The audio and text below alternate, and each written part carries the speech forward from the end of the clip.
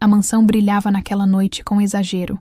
Cada lustre refletia como se quisesse competir com as estrelas do céu, mas nenhum brilho conseguia encobrir a dor que ecoava do andar de cima, onde duas crianças choravam sem parar, afogadas em soluços que atravessavam paredes. Lia com 8 anos e Davi com 7 anos. Estavam escondidos no corredor amplo, pequenos demais para tanto luxo, com os pés descalços tremendo no chão frio, e as mãos agarradas uma na outra, como se aquele gesto fosse a única âncora em meio ao vazio que se espalhava por toda a casa. Clara, a nova empregada, subia as escadas com o balde ainda na mão quando parou para ouvir os lamentos, reconhecendo no som uma dor que ia além do comum, porque sabia ler choros como quem decifra mapas, e cada soluço dizia claramente que havia medo e solidão. Aproximou-se devagar, com passos leves, para não assustar ainda mais os pequenos, e se abaixou diante deles, olhando nos olhos de cada um, até decidir que precisava tentar o que sabia de melhor. Cantar a velha canção que sua própria mãe usava quando queria curar tristezas. A melodia saiu baixa, quase um sussurro, mas trouxe consigo uma ternura inesperada que encheu o corredor de calma, fazendo com que os soluços diminuíssem pouco a pouco, até que os olhos marejados de Lia se erguessem para Clara, reconhecendo no tom a voz da falecida mãe. A mamãe cantava igualzinho, disse Lia, com a voz quebrada, como se tivesse encontrado um pedaço esquecido do passado. Davi, ainda fungando, concordou com a cabeça, e por um breve instante a dor pareceu recuar, cedendo espaço para um fio de esperança delicada. Mas essa ternura não passou despercebida. Do salão principal veio o estilhaço de um copo de cristal que caiu no chão como sentença. E todos os convidados voltaram seus olhos para cima, tentando entender de onde vinha aquela voz inesperada, que não fazia parte da festa. Foi nesse instante que Otávio Ferraz, o dono da mansão, surgiu no topo da escada, vestindo seu terno impecável e a expressão dura de quem não aceitava surpresas, olhando para Clara com desprezo, como se ela tivesse invadido um espaço proibido apenas por estar perto das crianças. "O que significa isso?" perguntou, a voz gelada cortando o ar. "Quem autorizou essa empregada a se exibir no meio da minha festa?" O salão silenciou, e uma convidada de vestido vermelho comentou em tom venenoso: "Essas moças pobres sempre querem aparecer." Clara respirou fundo para não chorar, mas manteve a cabeça erguida, protegendo as crianças atrás de si, antes de responder com firmeza: "Senhor, eles estavam apavorados. Só quis acalmá-los." Otávio desceu os degraus como um juiz implacável e decretou: "Lugar de serviçal é na cozinha." O salão parecia um tribunal improvisado, onde cada olhar julgava sem piedade, e as luzes dos lustres pendiam como interrogatórios frios sobre Clara, que continuava de pé, tentando proteger as crianças. O riso elegante dos convidados era mais cruel que qualquer sentença explícita. Uma socialite levantou a taça de champanhe, sorriu ironicamente e disparou: "Isso aqui é uma festa de gala, não um teatro popular. Quem permite que a empregada cante no meio dos convidados?"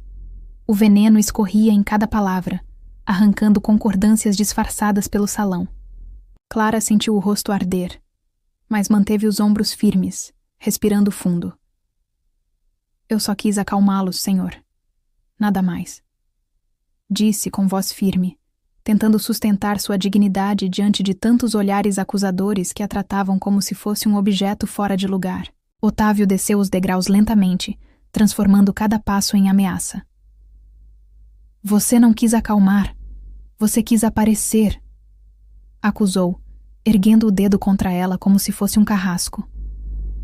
Lia soluçou, tentando interceder, mas foi silenciada por um olhar cortante do pai. "Papai, ela canta como mamãe cantava", arriscou Davi, e o salão se mexeu inquieto. A lembrança da falecida Helena pairava no ar como uma sombra delicada, mas o milionário fechou o coração, incapaz de permitir que aquela memória fosse trazida à tona por uma empregada. "Basta de sentimentalismo", cortou Otávio, girando para os convidados. "Quem não sabe seu lugar precisa ser lembrado." E apontou Clara como exemplo de ousadia. As risadinhas ecoaram, e os olhares se voltaram contra ela como flechas, deixando-a cada vez mais acuada. Clara, porém, reuniu coragem e respondeu: Senhor, o meu lugar é onde as crianças precisam de mim. O salão ficou em silêncio por um instante, e os olhos dela ardiam. Mas sua voz saiu clara, carregada da força de quem já conhecia muitas dores. O milionário não suportou o desafio e estalou os dedos. 2 seguranças se aproximaram de Clara, prontos para arrastá-la. As crianças se agarraram às pernas dela, implorando, mas foram afastadas com delicadeza por Sueli, a governanta, que tentava proteger os pequenos. Leve essa moça pelos fundos, ordenou Otávio, e certifique-se de que não apareça mais em minha frente durante a noite. O público aplaudiu discretamente, como se a humilhação fosse parte do espetáculo. Clara caminhou de cabeça erguida, mas cada passo doía. Antes de sair pela cozinha, Clara lançou um último olhar ao retrato de Helena na escada, sentindo como se os olhos da falecida a observassem. Sussurrou baixinho: Cuida deles por mim, e desapareceu pelos fundos, carregando consigo o peso da injustiça e das lágrimas engolidas. A manhã seguinte amanheceu fria e cinzenta, como se até o sol tivesse se recusado a iluminar a mansão. O silêncio era pesado demais, e os brinquedos espalhados pelo chão pareciam esperar vozes que não viriam, enquanto Lia e Davi caminhavam cabisbaixos pela sala. Lia recusou o café da manhã, empurrando a fruta no prato com desânimo. Davi, sem ânimo para brincar, encostou o carrinho de brinquedo num canto e ficou olhando para o nada, como se a noite anterior tivesse roubado não só sua alegria, mas também sua confiança no lar.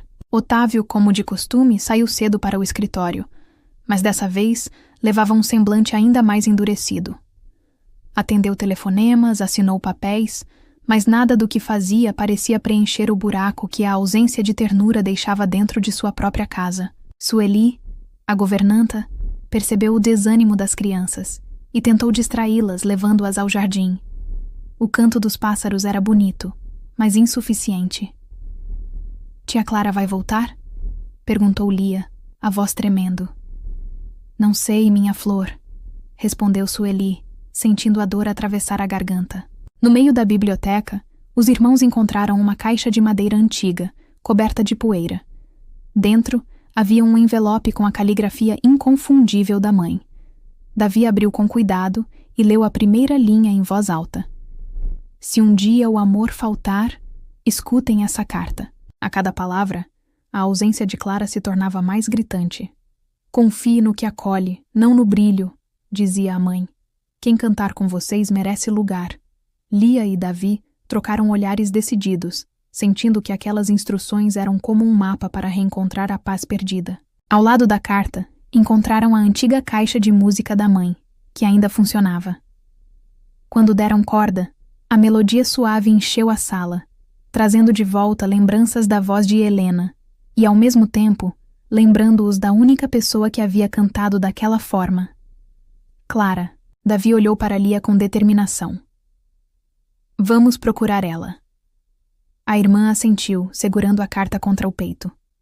Sueli percebeu o movimento suspeito dos pequenos, mas preferiu não interromper, entendendo que, talvez, fossem os únicos capazes de trazer Clara de volta. As crianças desenharam um mapa com lápis coloridos, rabiscando ruas que mal sabiam onde ficavam. O portão da mansão parecia grande demais para eles, mas a coragem os empurrava para frente, e a memória da mãe lhes dava a força necessária para tentar. Naquela manhã, a mansão, repleta de luxo, parecia mais vazia do que nunca. E os 2 pequenos, armados apenas com uma carta, uma caixinha de música e a coragem de quem ama, decidiram que fariam o impossível para trazer de volta a mulher que os havia acolhido no coração. As ruas da cidade pareciam enormes diante dos pés pequenos de Lia e Davi, que andavam de mãos dadas, guiados apenas pela carta da mãe e a melodia da caixinha de música. O som dos ônibus, buzinas e passos apressados criava uma sinfonia de pressa que os assustava. Você viu a tia Clara? Perguntou Lia para uma moça na calçada. A mulher sorriu com ternura, mas balançou a cabeça negativamente. O coração das crianças quase desistiu, mas a esperança se acendeu quando um jornaleiro indicou que talvez a tivesse visto na praça. Os dois seguiram o cheiro de pão quente até a padaria, perguntando ao padeiro sobre Clara. O homem suspirou, lembrando-se de uma moça humilde que havia passado por ali recentemente, mas não soube dizer para onde tinha ido. Mesmo assim, encorajou-os a continuar a busca. Mais adiante, encontraram uma banca antiga de chaves e lembranças. Na vitrine, Lia reconheceu um pingente gravado com o nome de sua mãe. O chaveiro explicou que pertencera a Helena e que fora deixado ali para conserto muito tempo atrás. Os dois sentiram que era um sinal. Perto da igreja, uma senhora de lenço no cabelo lhes contou que vira Clara cantando atrás do templo, em um banco gasto, para acalmar seu próprio coração. Quem canta para curar, volta para curar de novo, disse ela, beijando a testa das crianças e desejando-lhes coragem. Animados pela pista, os pequenos seguiram até a praça central, onde havia um coreto esquecido. Ali, abriram a caixinha de música, deixando a melodia se espalhar pelo vento. Um pombo pousou, e um homem de bicicleta parou para perguntar se procuravam alguém com aquela canção. Uma moça de avental azul? Perguntou o homem. Lia assentiu com pressa, e ele lhes contou que a vira entrando na pensão da Rua das Laranjeiras, um lugar simples que abrigava pessoas humildes. As crianças sentiram o coração disparar com a possibilidade de finalmente encontrá-la. Seguiram até a rua indicada, onde as laranjeiras perfumavam o ar com lembranças doces. O portão verde da pensão rangeu ao se abrir, e a dona confirmou. Sim, a Clara está aqui, mas está com febre e muito abatida. Subiu ontem para descansar, quase sem forças. As crianças subiram os degraus correndo, o coração acelerado. Ao chegarem diante da porta do quarto, pararam, nervosos, com medo de encontrá-la ainda mais frágil do que imaginavam. A respiração dos dois parecia gritar de expectativa e dor contida. Finalmente, empurraram a porta entreaberta, e lá estava Clara, deitada em lençóis simples, o rosto suado pela febre. O reencontro não era como sonharam, mas sim como um choque de realidade. A mulher que tanto amavam precisava de cuidado mais do que nunca. Clara abriu os olhos lentamente, surpresa ao ver os dois diante dela. — O que vocês estão fazendo aqui? Sussurrou, a voz rouca pela febre. Lia deixou cair a caixinha no tapete, e a melodia suave encheu o quarto, trazendo lágrimas aos olhos da empregada. Davi se aproximou e tocou a testa dela. — Você está muito quente, tia.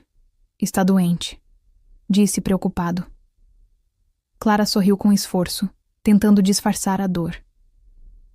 Eu devia brigar com vocês por terem vindo sozinhos, mas meu coração não consegue. Vocês são teimosos como a mãe.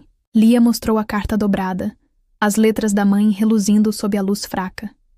Clara leu em silêncio, engolindo o choro. Ela sabia, murmurou. Sabia que um dia vocês precisariam de alguém para segurar a mão. E eu falhei. Deixei vocês sozinhos naquela noite. Não, não falhou. A gente viu tudo, disse Davi, apertando a mão dela. O papai foi cruel, não você.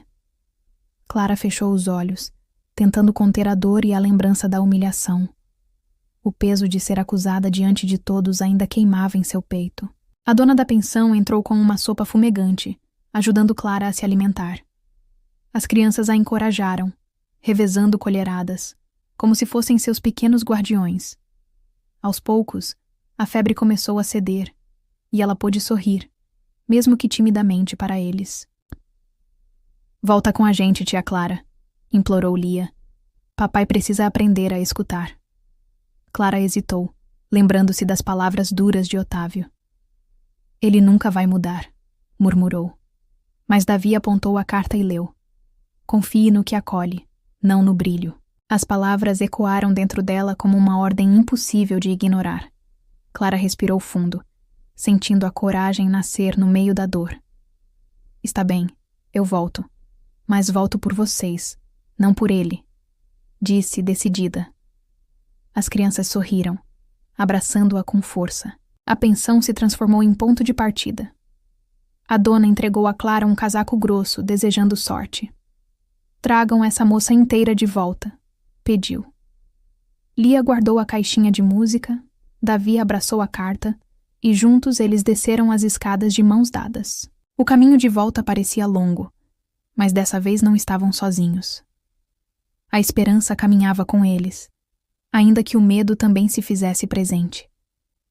Clara olhava para os dois como quem olha para um milagre, lembrando-se que eram eles sua verdadeira razão de lutar.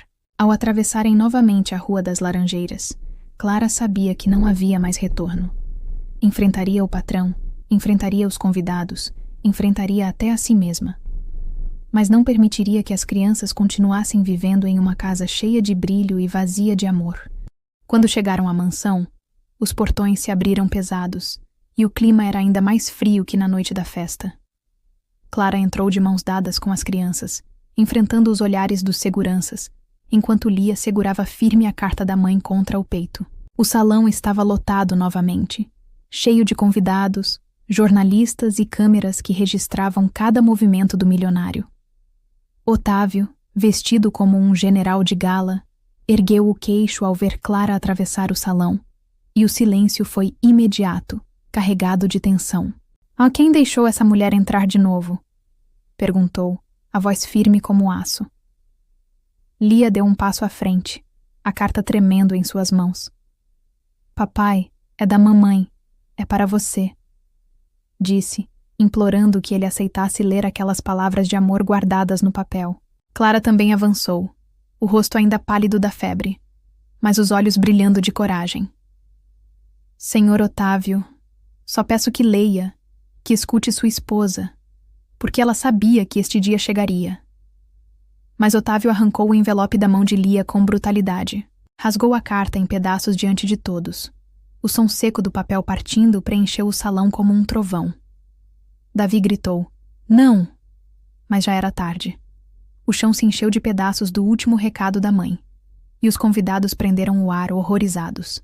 "Não chega de sentimentalismo barato", bradou Otávio, o rosto endurecido. "Essa empregada só sabe manipular vocês." O silêncio foi quebrado por um soluço alto de Lia, que encarou o pai com lágrimas nos olhos.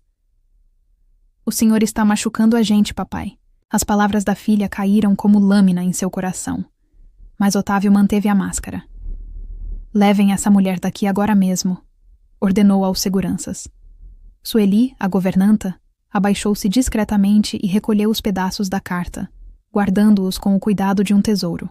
Clara segurou as lágrimas, mas ergueu a voz. "O senhor pode me expulsar quantas vezes quiser, mas não pode silenciar o amor da mãe deles. Essa música e essa lembrança sempre vão estar aqui, quer aceite ou não." E apontou para o coração das crianças. Lia, com a caixinha de música, deu corda e deixou que a melodia suave ecoasse pelo salão. Os convidados, antes indiferentes, baixaram os olhos, tocados pelo som que lembrava Helena. Davi começou a cantar baixinho, a voz tremendo, mas cheia de ternura. Otávio virou o rosto, incapaz de sustentar aquele confronto. "Saiam todos daqui agora", ordenou, e o salão se dispersou. Mas dentro da biblioteca, Sueli sabia que o destino ainda não havia terminado. Entre os pedaços da carta, havia um segredo escondido. Naquela noite, a mansão dormia inquieta, mas a biblioteca guardava segredos. Sueli fechou a porta com cuidado, colocou os pedaços da carta sobre a mesa e começou a colá-los, uma parte de cada vez, como quem reconstrói uma vida partida. As crianças observavam em silêncio, os olhos brilhando de expectativa. Quando as últimas palavras se juntaram, uma frase escondida surgiu. "Procurem o verso do retrato." Clara sentiu o coração acelerar, compreendendo que Helena havia deixado algo a mais para eles. Davi segurou o chaveiro antigo que haviam encontrado na banca e percebeu que a pequena chave se encaixava nos parafusos da moldura. Com cuidado, ele começou a soltá-los, enquanto Lia observava, como se fosse um ritual sagrado que os aproximava da mãe. Atrás do retrato, um fundo oco revelou um envelope azul fechado com fita de lavanda. Clara desatou com dedos trêmulos, e dentro encontrou um pendrive prateado. Gravadas as palavras: "Para o dia da surdez." Os três se entreolharam, compreendendo o peso daquele objeto. "É dela, é da mamãe", disse Lia, os olhos marejados. Sueli assentiu e levou o pendrive até o notebook antigo da cozinha. O clique da tela acendendo soou como um sinal, e o arquivo começou a carregar, trazendo com ele um suspense insuportável. Devemos mostrar isso ao seu pai? Perguntou Clara hesitante. Sim, diante de todos, respondeu Davi, firme. Ele precisa ouvir a mamãe, mesmo que não queira. Lia concordou, segurando a caixinha de música como escudo. É mais perigoso esconder. Enquanto discutiam, campainhas ecoaram pela casa. Jornalistas haviam chegado, atraídos pelos rumores da noite anterior. Drones e câmeras se posicionavam do lado de fora, e Otávio começava a perder o controle de sua própria imagem. A verdade batia à porta. Clara sabia que aquele era o momento decisivo. Eu falo primeiro, disse Davi. Eu também, completou Lia, erguendo o queixo com coragem inesperada. Sueli apertou o ombro de Clara. Seja voz de abrigo, menina, não de confronto. O amor abre caminhos. O pendrive brilhou sob a luz da cozinha, refletindo a coragem que os envolvia. Clara respirou fundo, lembrando-se de cada palavra da carta, e entendeu que não se tratava apenas de uma prova, mas de um chamado da própria Helena para salvar os filhos. Quando retornaram ao salão, os convidados e câmeras já os esperavam. O retrato de Helena parecia sorrir em silêncio, como se previsse aquele instante. O relógio da parede bateu a hora exata, selando o destino da família Ferraz diante da verdade que não podia mais ser calada. O salão estava cheio de olhos atentos e câmeras famintas. Otávio ergueu-se diante do púlpito improvisado, a postura rígida de quem tentava controlar a narrativa. Encerramos por aqui, senhores, disse, mas sua voz foi abafada pela coragem infantil. Davi subiu no degrau e gritou. Meu pai desaprendeu a escutar, mas a mamãe deixou um recado para este dia. Lia mostrou o pendrive diante de todos, a plateia murmurando curiosa. O suspense tomou conta do ar, como se o mundo tivesse parado. Sueli conectou o dispositivo ao telão. A imagem acendeu, revelando Helena no jardim da mansão, rindo com as crianças pequenas. Sua voz suave encheu o ambiente. Se estão vendo isso, é porque a dor venceu o amor. Mas ainda é tempo de recomeçar. Clara segurava as lágrimas, enquanto Helena falava. Amor não é vitrine, é abrigo. Escutem quem canta com nossos filhos, porque essa pessoa merece lugar à mesa. O salão inteiro emudeceu, e até os convidados mais frios abaixaram a cabeça emocionados. Otávio permaneceu imóvel, o rosto petrificado, mas os olhos marejavam contra sua vontade. A lembrança da esposa perfurava suas defesas. Eu falhei, dizia Helena no vídeo. Também falharão, mas aprendam a recomeçar, sempre pelos pequenos. A tela congelou no sorriso dela. Aplausos tímidos começaram a surgir, crescendo em intensidade, ecoando como libertação. Otávio tentou responder, mas a voz falhou. Olhou para as crianças, para Clara e para o retrato da esposa, até que finalmente murmurou. Me desculpem. As palavras foram chuva mansa. Clara não recuou. Desculpas não mudam nada sem caminho, senhor. A sala aguardava em silêncio como um tribunal invisível. Otávio fechou os olhos por um instante e respondeu. Então me mostre o caminho, e eu vou tentar. Era a primeira brecha em seu orgulho. Davi desceu do degrau e segurou as mãos do pai. A gente pode treinar a escutar junto, disse, com a inocência mais forte que qualquer acusação. Lia se encostou ao braço do pai, completando. Começa cantando com a gente. E abriu a caixinha de música. A melodia suave invadiu o salão, e dessa vez não havia como resistir. Otávio, hesitante, começou a cantarolar, desafinado, mas sincero.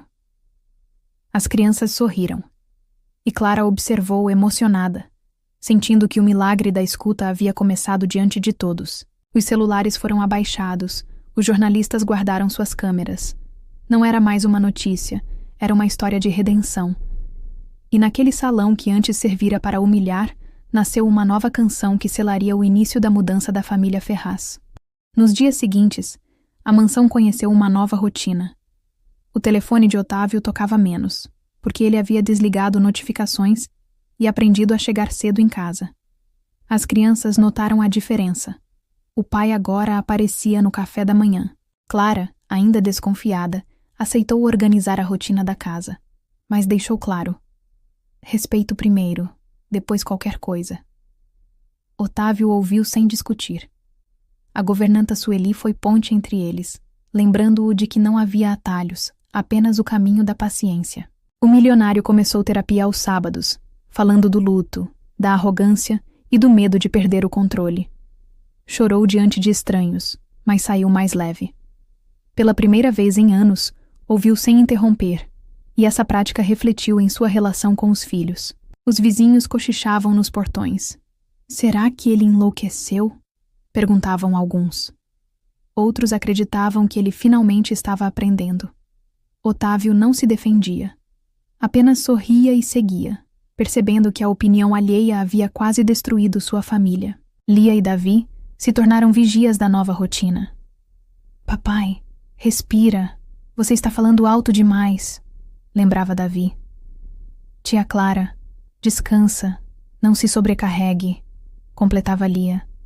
A casa reaprendeu a rir nos cantos e a encher os corredores de música. O retrato de Helena parecia diferente, iluminado por uma luz que não vinha apenas do sol. Otávio passou a falar o nome da esposa sem medo. Sua mãe amava essa canção, dizia, enquanto cantava com as crianças, e o silêncio doloroso deu lugar a memórias serenas. Clara mantinha firme seus limites.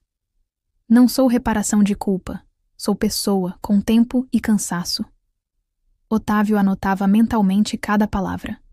Aprendeu a oferecer descanso, a respeitar o domingo e até a agradecer por coisas que antes ignorava. Um dia, escreveu cartas aos convidados da festa, pedindo desculpas públicas. Fui cruel quando devia acolher, mas estou aprendendo. Muitos se surpreenderam, outros zombaram, mas ele não ligou. Entendeu que a verdadeira mudança não precisava de aplausos. A cidade esqueceu aos poucos, mas a casa lembrava todos os dias do caminho percorrido. Os tapetes perderam o medo dos passos, as janelas escolheram a luz e a música virou hábito. Não era perfeição, era recomeço diário. Clara olhava para as crianças e sabia, ainda havia feridas, ainda havia medo, mas também havia vida. E em cada nota desafinada cantada pelo milionário arrependido, nascia a certeza de que a mansão finalmente era um lar, mesmo com cicatrizes expostas. Numa manhã chuvosa, Lia soltou uma pipa colorida no jardim, mesmo molhada. Davi correu atrás, escorregando e rindo alto, enquanto Clara observava da varanda com uma toalha nas mãos. O riso deles cortava o peso do céu cinzento. Otávio apareceu atrás, carregando no bolso a carta recomposta com cola. As linhas tortas, mas ainda inteiras, lembravam-no todos os dias da esposa. Obrigado por costurar esse papel, disse a Sueli, que apenas sorriu, orgulhosa da nova família. Na cozinha, o cheiro de pão e café tomava conta do ambiente. Clara preparava a mesa, enquanto Otávio lia uma historinha para Davi. Lia interrompeu sorrindo. Papai, você desafina, mas a gente gosta. E o homem riu de si mesmo pela primeira vez em muito tempo. Ainda assim, falhas aconteciam. A impaciência voltava, a voz subia. Clara erguia a mão e lembrava. Pausa, respira. Otávio obedecia, voltava mais calmo, aprendendo que recomeçar era tarefa diária e que cicatrizes não desaparecem de uma vez. A escola comentou com orgulho. Seus filhos estão mais felizes, cantam nos recreios. Otávio chorou escondido ao ouvir, mas Clara ouviu e não disse nada. A música havia se tornado sinal de cura, um legado de Helena que agora florescia em seus filhos. No cemitério, levaram margaridas ao túmulo de Helena. Oi, mãe, estamos aprendendo a escutar, disse Lia. Otávio chorou sem pedir licença, Clara ao lado, firme, mas em silêncio. Era um momento de despedida e continuidade, misturado em dor e amor. Casa é onde a gente recomeça, disse Clara, olhando para o céu nublado. E onde a gente aprende a perdoar devagar. Otávio assentiu, entendendo que o perdão ainda era um processo em andamento. As crianças seguraram as mãos dos dois com força. Voltaram pela Rua das Laranjeiras, e cada detalhe da cidade parecia agora parte da memória. A pensão, a banca de chaves, a praça. O mundo parecia menor, mais acolhedor, porque dentro deles havia um recomeço que ninguém mais poderia apagar. Na sala, abriram a caixinha de música novamente. Clara deu corda e a melodia encheu o ambiente. Todos começaram a cantar juntos, desafinados, mas unidos.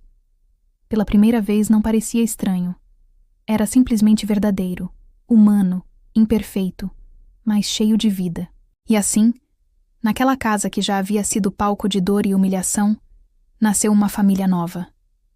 Não um conto de fadas perfeito, mas uma história real, feita de erros, lágrimas e recomeços. E talvez fosse exatamente essa imperfeição que a tornava tão verdadeira. O que você faria no lugar de Clara? Arriscaria tudo para proteger duas crianças contra a frieza do próprio pai? Compartilhe a sua opinião nos comentários. Quero muito saber. Ah, e não esquece, deixa o like, se inscreve no canal e ativa o sininho para acompanhar as próximas histórias emocionantes que vão arrepiar sua alma.